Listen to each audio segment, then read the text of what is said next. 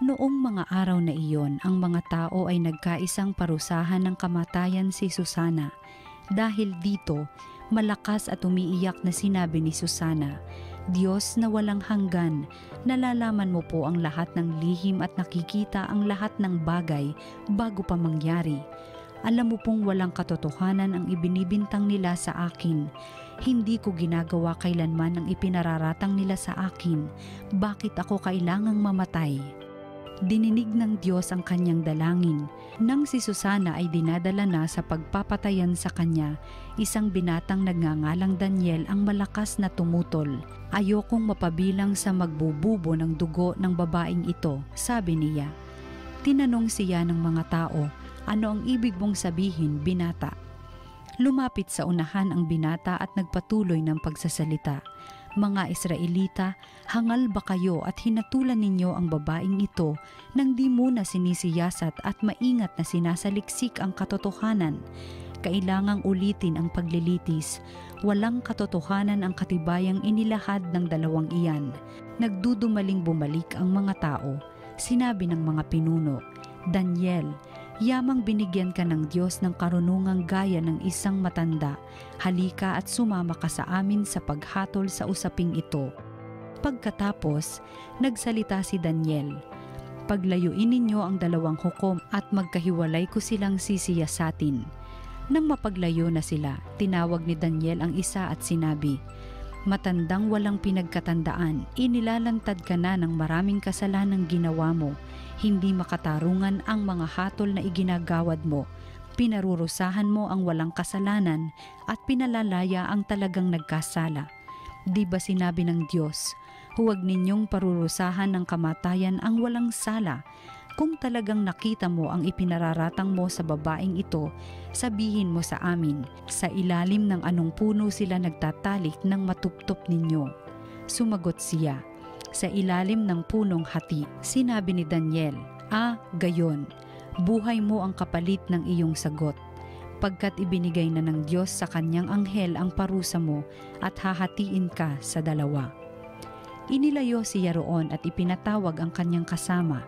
Paglapit nito, sinabi ni Daniel, "Ikaw naman, anak ni Kanaan, hindi ka tunay na Hudyo. Binihag ng alindog ng babae ang iyong isip at inalipin ng kahalayan ng iyong puso.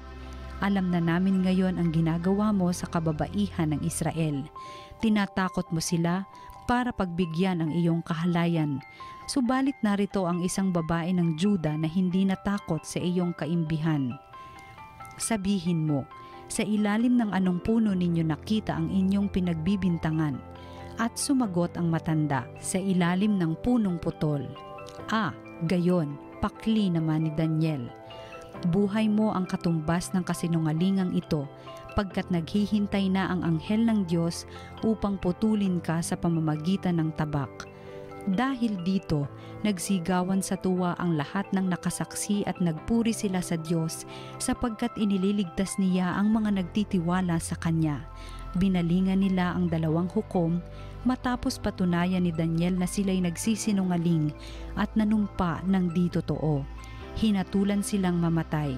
Ayon sa kautusan ni Moises, ang nagparatang ng di totoo ay siyang lalapatan ng parusang nakatakda sa kasalanang ipinaratang niya. Naligtas nga sa kamatayan ang isang taong walang kasalanan. Ang salita ng Diyos.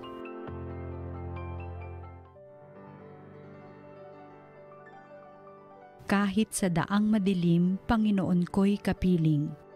Panginooy aking pastol, hindi ako magkukulang. Ako'y pinahihimlay sa mainam na pastulan, at inaakay niya ako sa tahimik na batisan. Binibigyan niya ako niyong bagong kalakasan. Kahit sa daang madilim, Panginoon ko'y kapiling. At sangayon sa pangako na kaniyang binitiwan, sa matuwid na landasi doon ako inaakay. Kahit na ang daang iyo'y tumatahak sa karimlan, hindi ako matatakot pagkat ika'y kaagapay. Ang tungkod mo at pamalo ang gabay ko at sanggalang. Kahit sa daang madilim, Panginoon ko'y kapiling.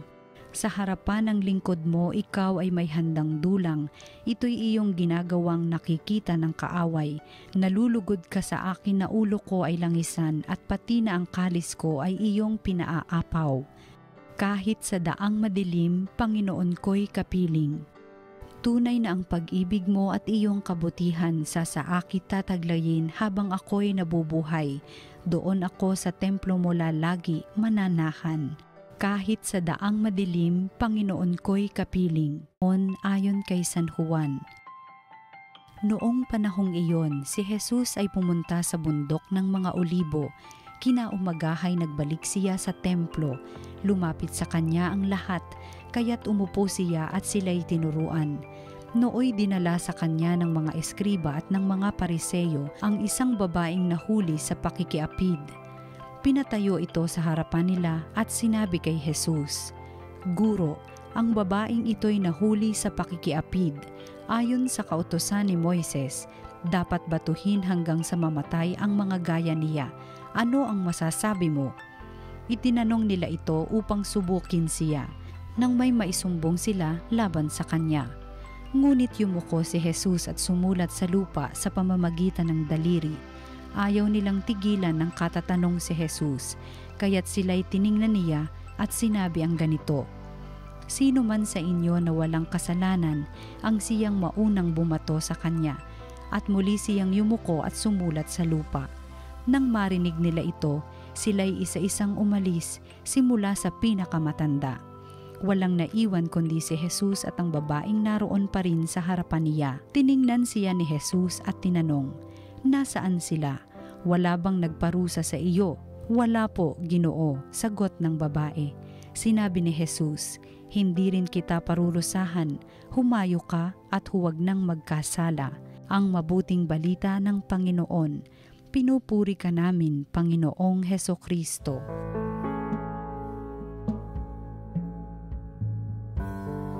Magandang araw mga kaparokya. Tara po, magnilay po tayo sa simula ng bagong linggong ito sa Salita ng Diyos, Salita ng Buhay. Kasama po ko, Father Kevin Crisostomo ng Diocese of Parañaque. Unti-unti na po tayong lumalapit sa tinatawag nating Holy Week. At ngayong araw na ito, napakinggan natin ang isa sa mga pinaka makabagbag damdaming eksena sa mga kwento at engkwentro ni Jesus. Ito po mga kapatid yung harap sa kanya yung babaeng nahuling nakikiapid. Alam nyo mga kapatid, isa sa mga pinagtataka po ng mga tao hanggang ngayon, si Jesus sumulat doon sa lapag. Ano kaya ang sinulat ni Jesus? Ang dami pong nag-aral tungkol dito sa sinulat ni Jesus sa lapag. Ano kaya sinulat niya? Pero siguro mga kapatid, para sa pagninilay natin ngayon, may mas magandang tanong. Hindi yung ano ang sinulat ni Jesus, pero ano yung kahulugan ng pagsulat niya sa lapag. Mga kapatid, sa pagninilay po natin ngayon, tatlong letter B madaling tandaan. Unang letter B is beginning. Si Jesus sumulat sa lapag, sa lupa, upang ituro sa atin, lahat po tayo nagmula sa lupa. Lahat tayo magbabalik sa lupa. Di ba kanta yun? Pero mga kapatid, ang higit sa lahat, makikita natin, tinuturo sa atin ni Jesus, ang ating karumihan at kasalanan. Lahat naman po tayo nagkakamali. Lahat naman po tayo nagkakasala. At yung pagsulat ni Jesus sa lupa ay paalala sa atin, hindi lang po nung ating dumi, kundi saan tayo magbabalik. Pero hindi naman po tayo sa lupa talaga kung tutusin magbabalik. Tayong lahat ay magbabalik sa Diyos. At yung ating dumi ay paalala na dapat lamang tignan muna ang ating sariling dumi bago ang dumi ng ating kapwa. Minsan kasi, mas madaling makita ang dumi ng iba bago ang dumi ng sarili. Kaya mapatid ang panahon ng Kwaresma ay panahon na tayo ay pumunta sa sakramento ng kumpisal upang akuin ang ating dumi bago pa tayo tumingin sa dumi ng iba. At dahil dito, kailangan natin ng kalinisan. Kailangan natin ng dalisay na puso na magmumula lamang sa pagpapatawad ng Diyos. Beginning. Pangalawang letter B is bend down. Siyempre, para si Jesus ay sumulat sa lupa, kailangan niyang yumuko. At sa kanyang pagyuko, tinuturo sa atin, meron tayong Diyos na handang yumuko sa ating mga mabababa, sa ating mga nasa maruming kalagayan. Our God is a God who is willing to bend down for us. Hindi naman niya kailangan mag-bend down kung tutusin. Diyos na siya eh.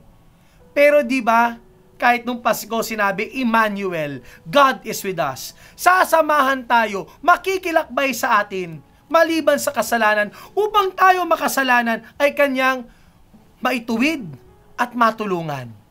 Buti na lang ganito ang Diyos natin. Ang Diyos natin hindi mapanghusga, kundi ang Diyos natin ay mapag-alaga. Dito yung diwa nung sinabi ni Jesus sa Ebanghelyo, kung sino man sa inyo ang walang kasalanan, siya ang unang pumukol ng bato.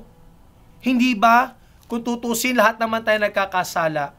Pero nakita ni Jesus yung babaeng ito, kinaladkad din sa lupa. At para kanyang maalalayan, kailangan niyang mag-bend down. Meron tayong Diyos na handang yumuko para tayong mga baluktot ay kanyang matulungang tuwirin. At ito po yung pangatlong letter B, bring up. Binabangon po tayo ng Diyos. Hindi lang po tayo basta sasamahan, kundi higit sa lahat ang Diyos natin gusto tayong wastuhin. Our God does not only bend, but He also brings us up. And as He brings us up, He wants us to change for the better. At yan po ang magandang paalala din sa atin. Tayo po, mga kapatid, na nabaluktot at nayuko ng kasalanan, ay hindi lang binabangon ng Diyos, kundi tinutuwid ng Diyos. Maganda po yung salitang pagtutuwid. Kasi po minsan, baluktot na nga, anong ginagawa? Binabaluktot pa natin lalo. Ito yung kasabihan na, bumagsak na nga, binabagsak mo pa lalo. Ang hamon sa atin, katulad ni Jesus, maging bahagi ng solusyon at hindi magpalala ng problema. Sa kasamang palad kasi, yung mga Pariseo at Eskriba, nagkamali na nga yung babae, pinahiya pa. Pero si Jesus ay Diyos ng awa, Diyos ng habag, Diyos ng malasakit. Sinabihan niya, huwag ka nang magkasala muli. Huwag mo nang balikan ang lumang tugtugin at buhay ng kasalanan. Magbago na. Binigyan tayo ng pagkakataon ng Diyos sa magbago, huwag nating sayangin ito. Beginning, bend down, bring up. Nagmula tayo lahat sa lupa. Lahat tayo may kasalanan at dumi. Pero ang Diyos, yumuyuko para alalayan tayong bumangon at tinutuwid tayo upang mayakap natin ang bagong buhay. Tamang-tama, Kwaresma, sama-sama tayong manalangin. Let me pray for you and pray over you. Panginoon Kristo, nagpapasalamat po kami sa biyaya ng kapatawaran. Lahat po kaming bumagsak, yumuko, nabaluktot dahil sa kasalanan, ay binibigyan ng bagong pagkakataon. Panginoon, di mo kami hinuhusgahan at nagpapasalamat kami dito. Kaya Panginoon, turuan mo kaming wag ding mahusga sa aming kapwa. Lalo po yung mga nabaluktot na, bumagsak na at nahihirapang bumangon. Bagkus turuan mo kami, Lord, na maging instrumento ng pagbangon, instrumento ng pagtutuwid, upang lahat kami sa aming kahinaan at kasalanan ay iyong maakay patungo sa buhay na walang hanggan. Hinihiling namin ito sa Kristo, kasama ng Espiritu Santo, magpasawalang hanggan. Amen. Salamat po sa ating pakikinig sa salita ng Diyos, salita ng buhay. Hindi po ako magsha-shoutout, pero ako po ay magbibigay ng paanyaya. Ang panahon ng Kwaresma ay panahon ng pakikipagkasundo. Tara, tanggapin natin ang sakramento ng kumpisal o pagkasundo. Sa inyo pong kanya-kanyang mga parokya, no? Pumunta tayo, alamin natin ang schedule ng kumpisalang parokya, alamin natin yung regular confession schedules kung meron po. Maganda pong malinis ang puso natin ngayong Kwaresma upang nang sa gayon po, matanggap natin ang biyaya ng muling pagkabuhay ng buong buo at hustong-husto. Like us and follow us in our social media platforms, TV Maria Philippines. Watch, like, share, and inspire. God bless, and we'll see you soon.